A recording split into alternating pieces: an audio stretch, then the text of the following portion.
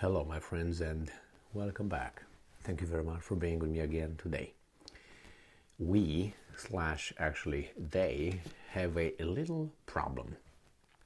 And the little problem is the Russians claim that about 680 Ukrainian officials committed war crimes.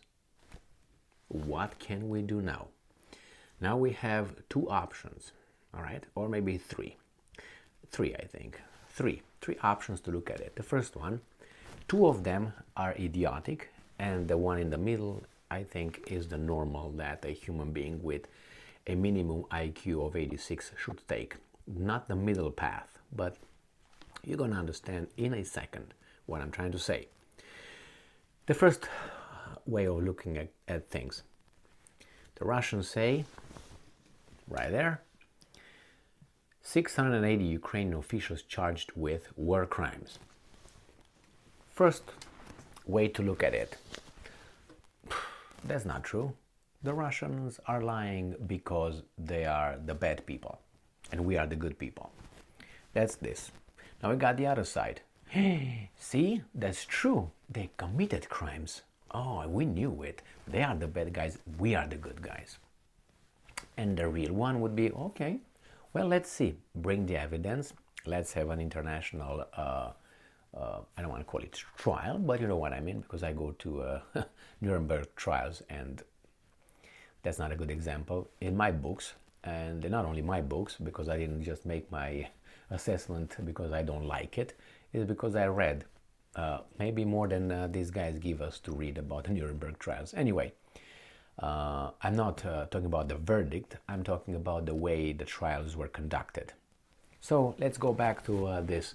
So the middle ground, and I think the normal ground, will be a way of dealing with this. All right, this is your claims, your accusations. Now you bring the evidence, we bring the counter arguments, defendants, the defendants will show up, they will, obviously defend their position and so on.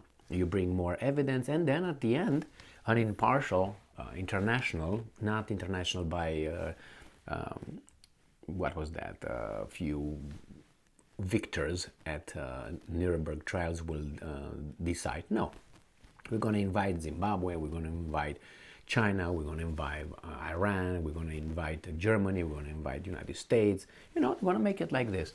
And they will be the judges.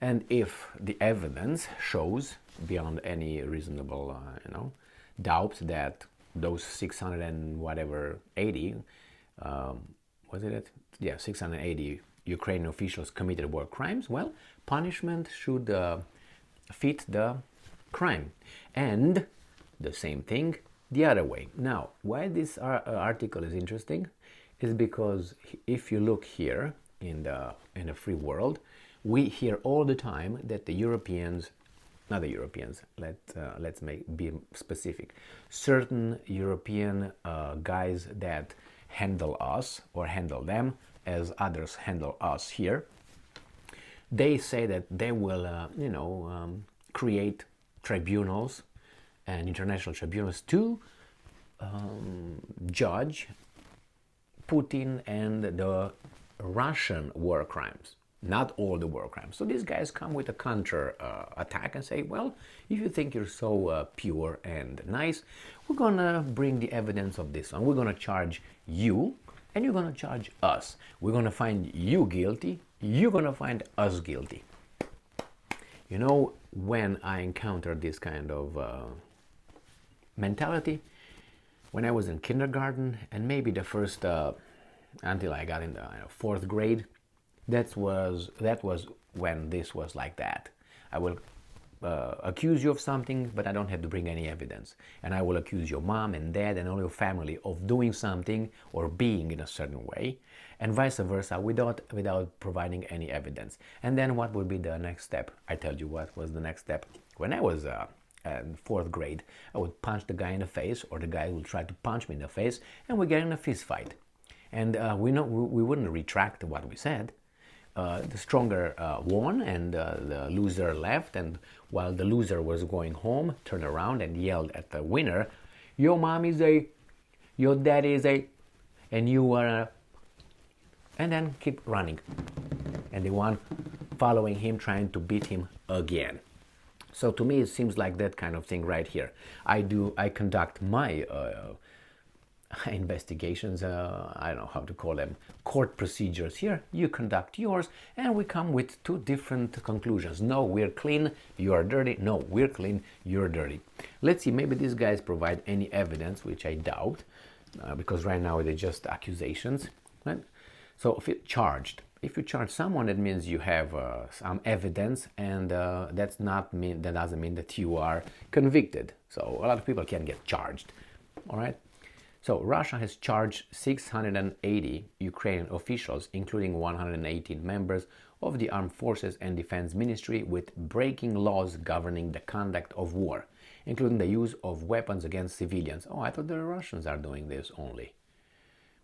You know what? I think the Russians are lying because they are bad, and we are not because we are good. According to the report, which quoted Russia's chief public investigator, the Ukrainian officials were charged with the use of prohibited means of methods of warfare, referring to Article 356 of the Russian Criminal Code.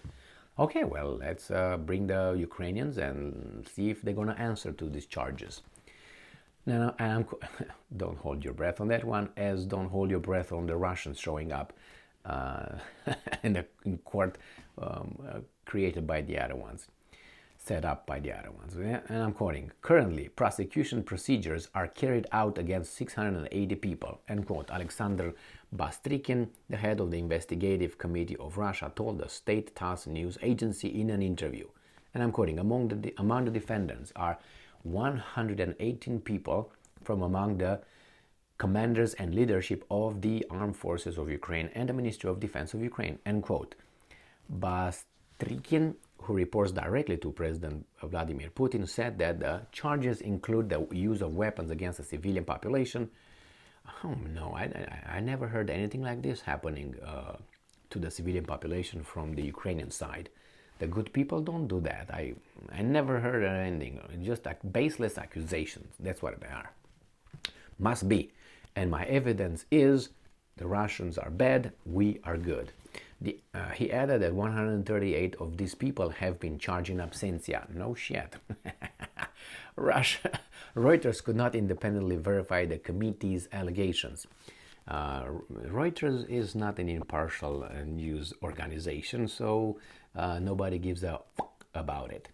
Ukrainian authorities were not immediately available for comment, according to Ukraine's prosecutor's office. See, right here. You would call this balanced, right, Reuters? They will call this balanced. But you don't see this in when they cover, hey, Russia bombarded this and they kill civilians and they're accused of war crimes. You're not going to see the balance. And right here, this is cover. Right here. According to Ukraine's prosecutor's office, Ukraine's authorities have registered more than 70,000 Russian war crimes since the start of the conflict. Ukraine has also unveiled a number of criminal charges against members of Russia's forces, including against the boss of the Wagner mercenary group. How did you figure out it's a mercenary group? Did you convict them?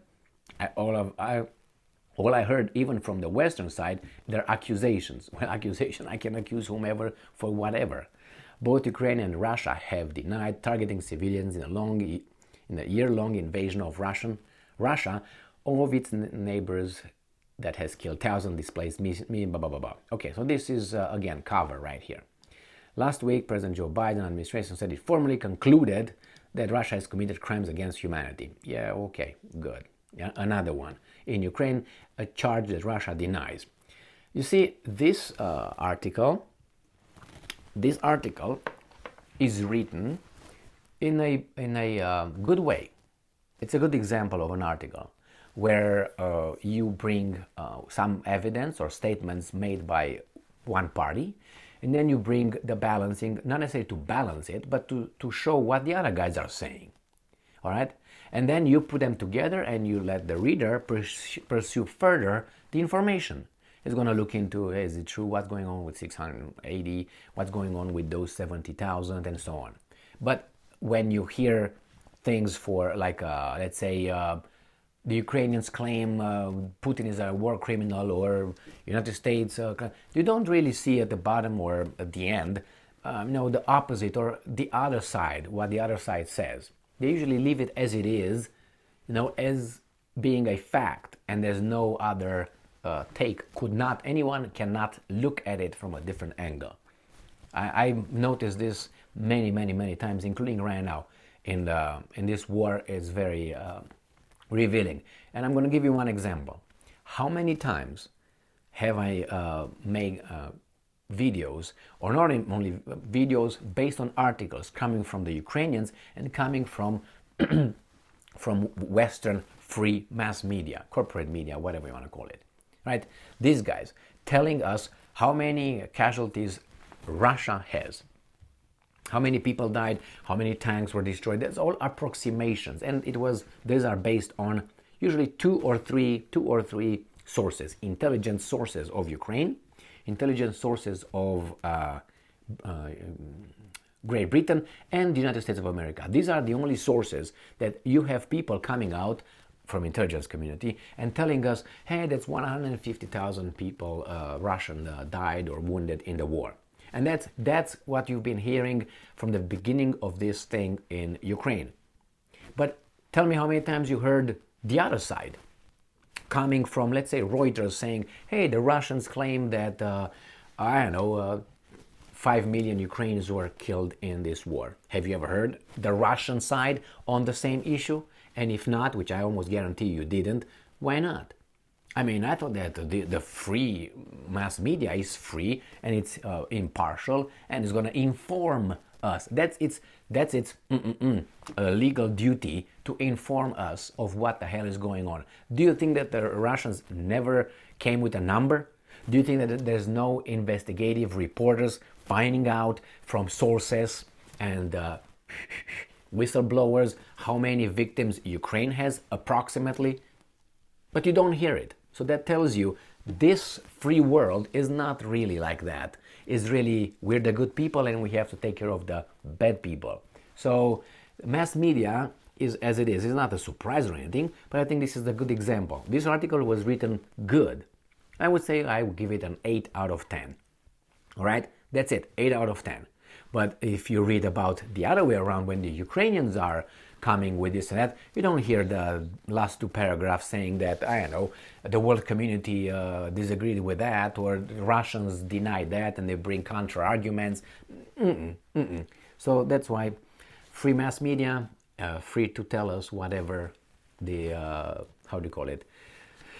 the scenario goes, the script, has to be followed. So I'm pretty sure the Russians can bring more than 680 people, but they didn't bring the crimes. They didn't say how many crimes were committed. But on the other hand, the Reuters reported 70,000 crimes, 70,000 victims.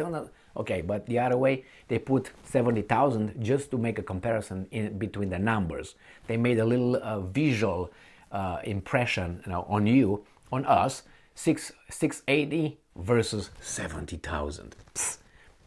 Like Stalin allegedly said, you commit a crime, you're a criminal, you kill a million, it's just a matter of statistics. Well, I don't care. 1 person or 5 person is still people dying. And don't tell me, it's 10 people, collateral damage, but you have 50,000. Oh, that's a war crime right there.